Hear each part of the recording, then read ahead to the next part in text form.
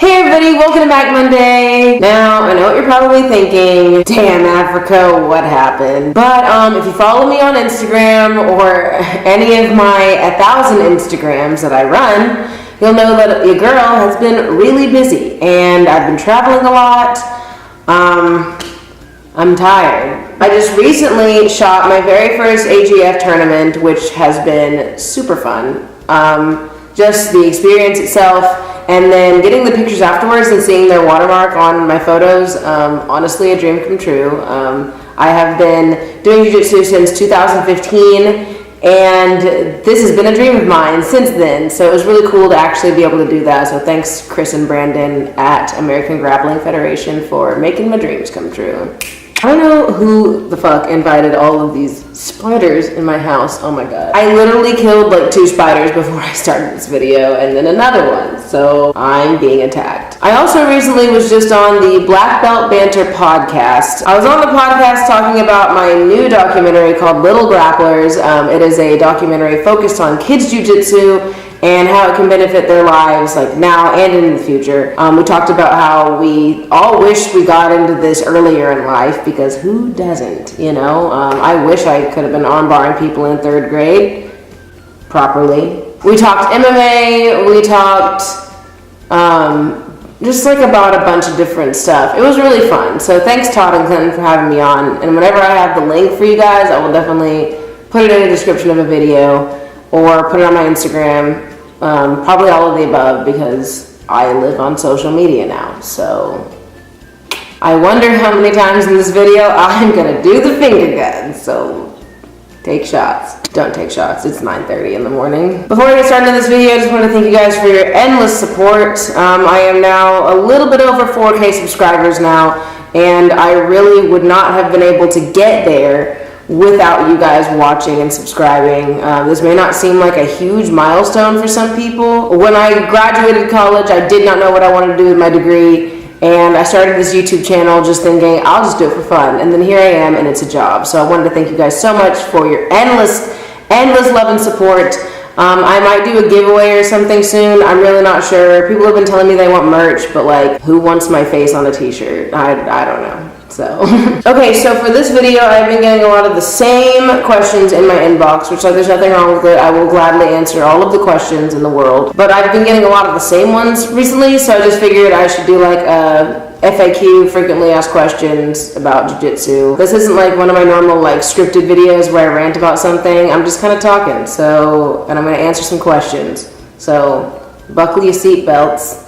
Here we go. Okay, so the first question that I get a lot is, what do you do with your nose ring whenever you roll? Has it been caught in anything? To be honest, my hoop does not really bother me a lot when I'm rolling. It's pretty close. There's not really anything for it to be caught on, because gis are also really thick.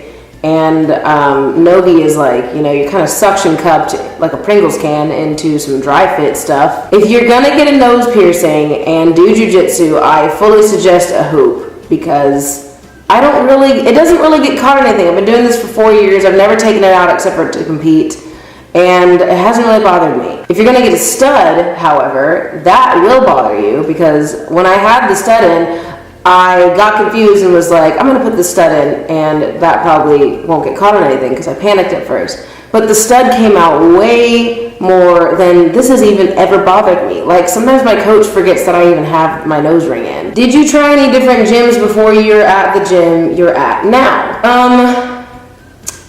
Yes and no. If you guys have been watching my channel for a little bit, I was at a previous gym, so no, because I didn't try any other gyms before I was at my first one. I just kind of like hopped in there and started doing the shit. Things happened, and you know, no hard feelings towards anybody, but I did end up switching to the gym that I'm at right now, American Elite, just because I felt like it was more of the environment for me, and there's nothing wrong with that. But I do suggest that you try other gyms before you just like jump into one. I know that, you know, initially people are just going to search on Google like jiu-jitsu gyms, and then like the first one that pops up, they're going to go there, and if they call them back, they're going to join that gym. But every gym's environment is different. And everybody who's done jiu-jitsu will say that. So I strongly suggest that you try like maybe 2 or 3 different gyms before you just dive in and just start training, because like I said, every gym is different. How do you stay calm while rolling? Honestly, the whole calm thing comes with just being on the mat. Like, it just comes with mat time. When I first started as a white belt, I was insane and I was pretty angry.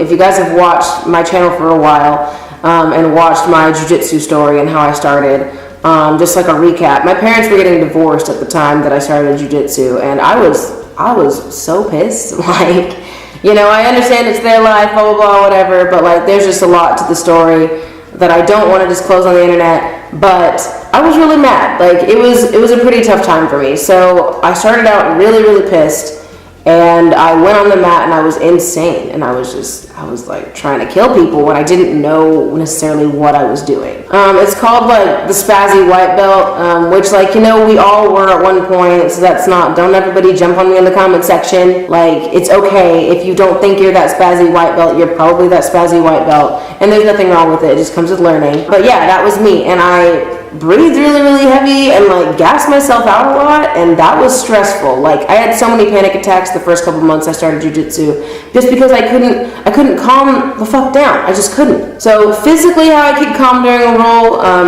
I breathe really slowly. The breathing helps your focus and it helps your heart rate. I personally like to do yoga before my classes. I like to get to class a little bit early if I can, just to like stretch by myself a little bit. But like, I'd like to breathe at home and do some yoga and try to like center myself so that I'm in the right headspace for jiu-jitsu. And when I'm in the right headspace, I will for sure be rolling a lot more calm. So I get this message a lot, and it just says gi or no gi. That's very broad. Also, my camera is literally right by the window, and if you hear Zeus and Zara outside growling, they're not like beating each other up, they're just playing. So yeah, the statement gi or no gi is very broad. Like, do I prefer one or the other?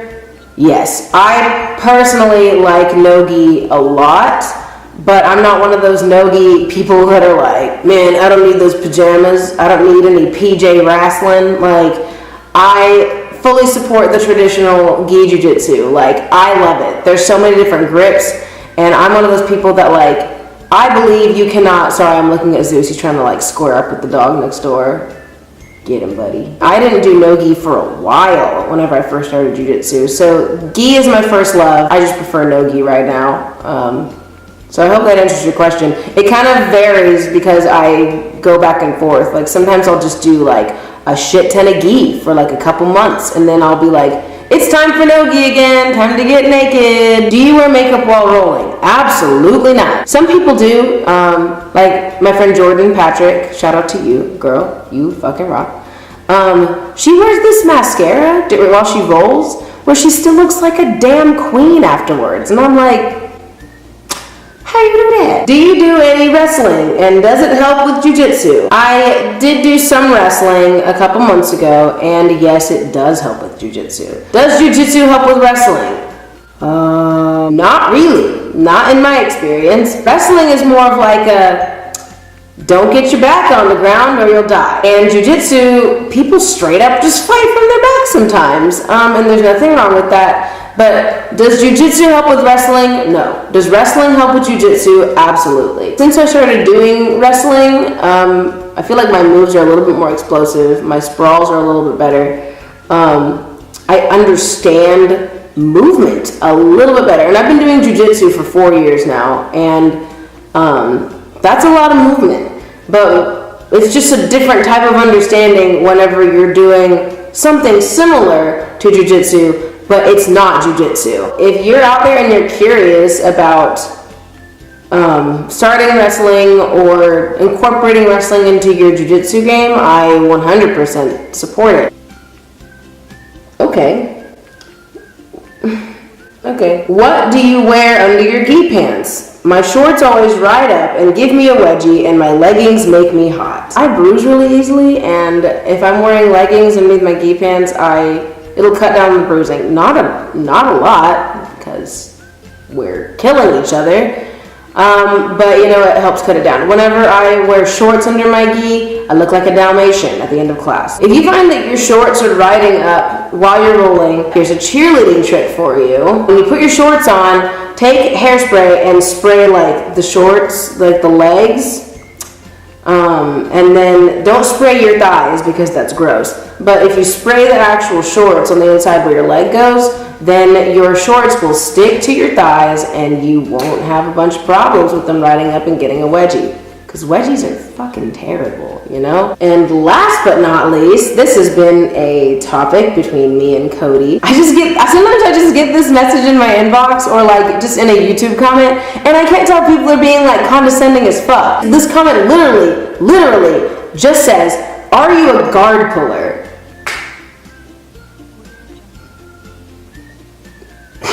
What? Like, first of all, I don't like how they said, "Are you a guard puller?" Like, being a guard puller is a bad thing. There's like some negative shit being attached to pulling guard, and I don't get it. Like, it's a legitimate jiu-jitsu strategy. You pull guard, you can do a whole bunch of open guard shit. Like, I don't see why pulling guard is such a terrible thing. I don't get it. Like, it's beyond me. Am I a guard puller? No. Am I a takedown person? No.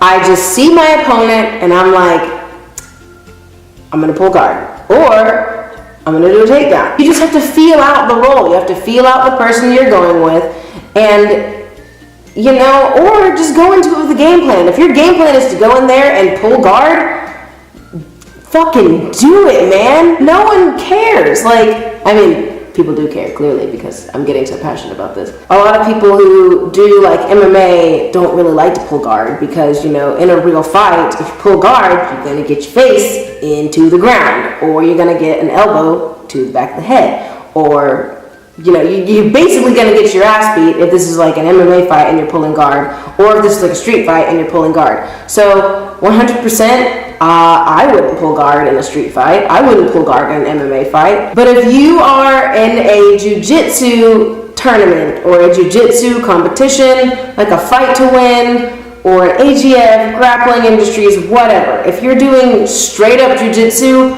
pull guard. Pull guard, babe. Like 100%. There's nothing wrong with it. If that is your strategy, go ahead and pull guard. It's up to you. Feel it out, feel out the situation, go into it with a game plan, whatever. But am I a guard puller? Don't come at me with some negative things like that. Don't make pulling guard seem evil. There's nothing wrong with it. It's just kind of your own personal preference. I'm probably gonna make the title of this video like, "Am I a guard puller?" just to see people get fucking heated, man. That's gonna be so funny. I probably will get a lot of backlash in the comment section about this whole pulling guard subject, but you know what? Come at me in the comment section or in my inbox if you think that pulling guard is not a legitimate form of jiu-jitsu strategy. I welcome it. Let's argue. I should never say that on the internet. Anyway, thank you guys so much for watching. That's pretty much all I have for this week. I'm leaving for Maryland next week to go see Cody. We're gonna make some YouTube videos there. We're gonna be training. We're gonna be doing some stuff. That sounds suggestive. Anyway, Cody and I will be making some videos there, so stay tuned for that. I just kind of wanted to put out a video before I left so that you guys had something to watch so you didn't think I was dead, because the last video I uploaded was 3 weeks ago when I was with Cody again. So, yeah, stay tuned for everything. I promise more content is coming. You guys fucking rock. Okay, everybody, thanks for watching. Don't forget to like this video and subscribe to my channel for new videos on Mondays. And I will see you guys next week.